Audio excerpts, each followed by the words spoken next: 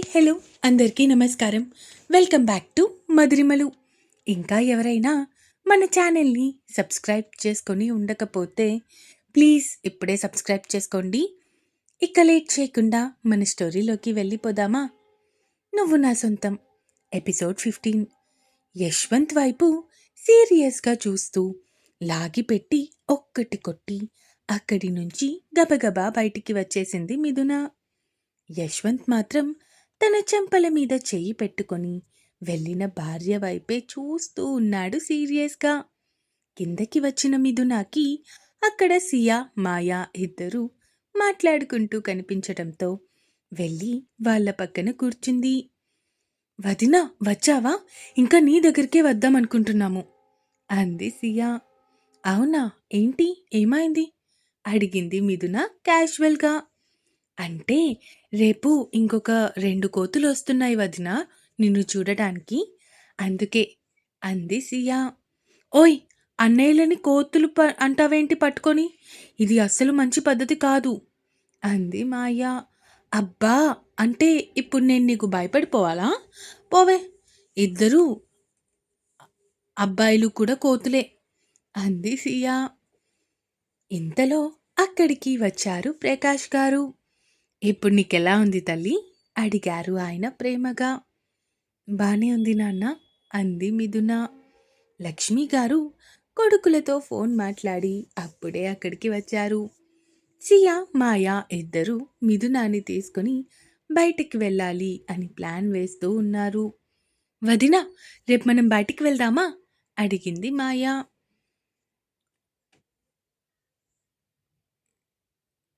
వీళ్ళతో బయటికి వెళ్తే నేను ఈజీగా బయటపడటానికి మార్గం కూడా దొరుకుతుంది. నేను బయటికి వెళ్తున్నట్టు అప్పుకి చెప్తే తనే నన్ను సేవ్ చేస్తుంది అనుకుంటూ, హా మాయా, మనం బయటికి వెళ్దాం అంది మిథున. ఎందుకు, పని పాట లేదా అడిగాడు అప్పుడే మెట్లు దిగుతూ వస్తున్న యశ్వంత్. మీ వదిన ఎక్కడికి రావడం లేదు.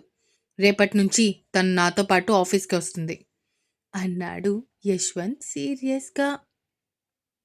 పెద్దోడా, ఇప్పుడు తను ఆఫీస్కి ఎందుకు నాన్నా అడిగారు లక్ష్మి గారు.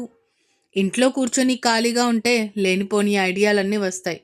అదే ఆఫీస్కి వస్తే కొంచెం కంపెనీకి కూడా బెనిఫిట్ ఉంటుంది కదా, అందుకే అన్నాడు యశ్వంత్. మిథున మాట్లాడబోయింది కానీ యశ్వంత్ తన వైపు సీరియస్గా చూస్తూ ఉండటంతో ఆ ఆలోచనని మానుకుంది. ఇది కాదు, తర్వాత చెప్పాలి. అయినా నేను రాను అని ఇంత క్లియర్గా చెప్పిన తర్వాత కూడా మళ్ళీ నువ్వు రావాలి అంటాడేంటి అనుకుంటూ భర్త వైపు సీరియస్గా చూసింది. హాయ్ అన్నయ్య, గుడ్ ఈవినింగ్ పలకరించారు సియా మాయా ఇద్దరు. హాయ్ సియా, హాయ్ మాయా. ఏంటి ఇద్దరు ఇంత సడన్గా ఇంటికి వచ్చారు? కాలేజ్కి హాలిడేస్ ఇచ్చారా అడిగాడు యశ్వంత్ సీరియస్గా. ఆహా, లేదన్నయ్య, అదేంటంటే వదినని చూద్దామని వచ్చాము. మీ వదిన ఏమైనా ఈఫిల్ టవరా లేదంటే తాజ్ మహల్ అనుకుంటున్నారా? మీకు ముందు మీ studies important. And coming to you Siya, కొంచెం ఫ్రెండ్షిప్స్ తగ్గించి స్టడీస్ మీద కాన్సన్ట్రేట్ చేస్తే బాగుంటుంది అన్నాడు యశ్వంత్ వార్నింగ్ టోన్లో.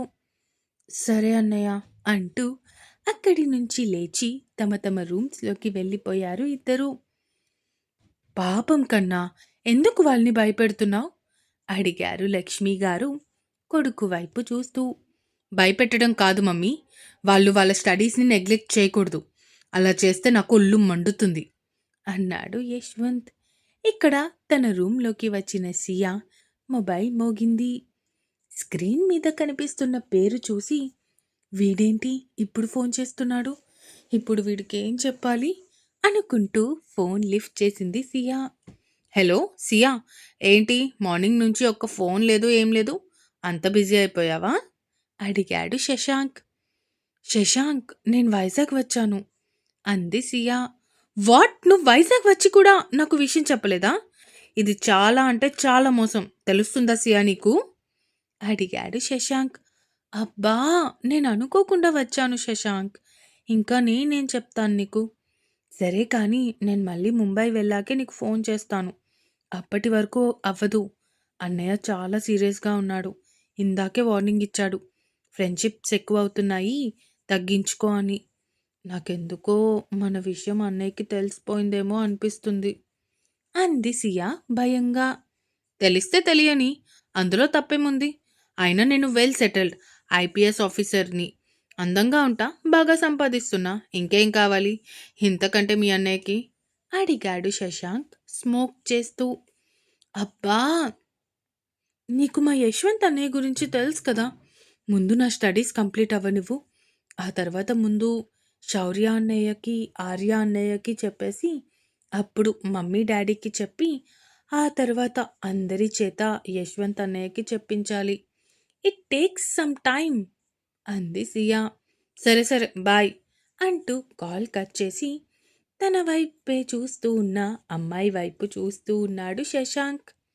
ఆ అమ్మాయి కొంచెం భయంగా శశాంక్ వైపు చూస్తూ ఉంది. ఏంటి? ఎందుకు భయపడుతున్నావు? అడిగాడు శశాంక్ తన సీట్లో కూర్చొని ఆ అమ్మాయి వైపు చూస్తూ. నేను మీకు లాస్ట్ వీక్ కంప్లైంట్ ఇచ్చాను కదా! మా అక్క కనిపించట్లేదు అని. ఇప్పటికొచ్చి దాని గురించి నాకు ఏ ఇన్ఫర్మేషన్ తెలియలేదు. అందుకే మళ్ళీ ఒకసారి మిమ్మల్ని అడుగుదామని ఇలా వచ్చాను అంది ఆ అమ్మాయి భయంగా. శశాంక్ తను స్మోక్ చేస్తున్న సిగరెట్‌ని కింద పడేసి దాన్ని కాలితో ఆర్పి, "మీ అక్క ఫోటో చూపించు" అన్నాడు శశాంక్. ఆ అమ్మాయి తన ఫోన్‌లో తన అక్క ఫోటో చూపించింది. "ఆ ఫోటో నాకు ఫార్వర్డ్ చెయి" అంటూ చెప్పడంతో ఆ ఫోటోని శశాంక్‌కి ఫార్వర్డ్ చేసింది ఆ అమ్మాయి. వెంటనే అదే ఫోటోని అంకిత్ మనిషికి ఫార్వర్డ్ చేసి అతనికి ఫోన్ చేశాడు. "హలో ఏసీపీ సార్, చెప్పండి" అన్నాడు అతను. "నీకొక ఫోటో పంపించాను. అందులో అమ్మాయిని మీరెక్కడైనా చూసారేమో చూడండి. పాపం కనిపించట్లేదంట. వాళ్ళ సిస్టర్ వచ్చి బాధపడుతున్నారు. మీ స్టేషన్ పరిధిలో ఏమైనా ఉందేమో చూడండి సార్" అన్నాడు శశాంక్. "ఒక్క నిమిషం సార్, చూస్తున్నాను" అంటూ ఆ ఫోటో ఓపెన్ చేసిన అతను నవ్వుతూ, "ఈ అమ్మాయి మొన్నే మన లోడ్లో వెళ్ళింది కదా" అన్నాడు అతను. "ఓకే ఓకే, నీకు ఒకవేళ ఏమైనా తెలిస్తే నాకు వెంటనే ఇన్ఫర్మేషన్ పాస్ చేయండి" అంటూ కాల్ కట్ చేసి, "నేను ఆల్రెడీ అన్ని టోల్ గేట్స్ అలాగే అన్ని స్టేషన్స్కి కూడా ఫ్యాక్స్ చేయమని చెప్పాను. వాళ్ళు మీ అక్కని వెతికే పనిలోనే ఉంటారు. ఓకేనా? మీ అక్క దొరకగానే ఇన్ఫర్మేషన్ పాస్ చేస్తాము. మీ అడ్రస్ ఇచ్చి వెళ్ళండి" అన్నాడు శశాంక్. "అలాగే సార్" అంటూ పేపర్ మీద తన అడ్రస్ అలాగే తన పూర్తి డీటెయిల్స్ రాసి శశాంక్ చేతికి ఇచ్చింది. ఆ డీటెయిల్స్ని బట్టి తను అనాథ అని తెలిసిన శశాంక్ పెదాలు క్రూరంగా విచ్చుకున్నాయి. ఆ అమ్మాయి వెళ్ళిపోగానే వెంటనే మళ్ళీ అంకిత్ మనిషికి ఫోన్ చేశాడు శశాంక్. "చెప్పండి సార్, మళ్ళీ ఫోన్ చేశారు?" "అదే, ఇప్పుడు నాకు కంప్లైంట్ ఇచ్చిన అమ్మాయి కూడా 18, 19 సంవత్సరాలు ఉంటాయి. ఈసారి లోడ్లో మీకు పనికొస్తుందేమో అని అడ్రస్ పెట్టాను. అమ్మాయి కూడా బావుంది" అన్నాడు శశాంక్. "అబ్బా! ఇప్పుడు మీరు నిజంగా మా వాళ్ళనిపించుకున్నారు సార్. అమ్మాయి అడ్రస్ నాకు ఫార్వర్డ్ చేయండి. లోడ్ రెడీగా ఉంది. ఇద్దరు అమ్మాయిలు తక్కువున్నారు అంతే. ఇంకొకరిని కూడా నేను సెట్ చేసేస్తాను. ఈ అమ్మాయి కూడా బానే ఉంది. పెట్టేద్దాం" అన్నాడు. "దీనికి ఎక్స్‌ట్రా 1,00,000. ఈసారి 50,00,000 కాకుండా ఇంకొక 1,00,000 కూడా కలిపి ఇవ్వాలి" అన్నాడు శశాంక్. "అలాగే సార్" అంటూ కాల్ కట్ చేసేశాడు అతను. శశాంక్ ఆ అమ్మాయి డీటెయిల్స్ అన్నీ అంకిత్ మనిషికి ఫార్వర్డ్ చేశాడు. ఉఫ్! ఇదంతా చిల్లర. ఒక్కసారి ఆ యశ్వంత్ చెల్లి సియాని పెళ్లి చేసుకుంటే అప్పుడు ఈ శశాంక్ గడు అంటే ఏంటో అందరికీ చూపిస్తాను. రేయ్ యశ్వంత్, వాడి ఆస్తి మొత్తాన్ని తీసుకొచ్చి నా కాళ్ళ దగ్గర పెట్టేలా చేస్తాను. అలా చేయకపోతే నా పేరు శశాంకే కాదు అనుకుంటూ ఆలోచిస్తూ ఉన్నాడు శశాంక్. ఇక్కడ సియా కాల్ కట్ చేసి వెనక్కి తిరిగి చూసేసరికి అక్కడ మాయ కనిపించింది. "ఒసేయ్! ఎవరితో మాట్లాడుతున్నావే నువ్వు?" అడిగింది మాయ సియా వైపు చూస్తూ. "ఒసేయ్ ప్లీజ్ గట్టిగా అరవకు, నీకు దండం పెడతా" అంటూ చెల్లెల్ని లోపలికి లాగి డోర్ దగ్గరికి లాక్ చేసేసింది సియా. "సరే ఇప్పుడు చెప్పు, ఎవరితో మాట్లాడావ్?"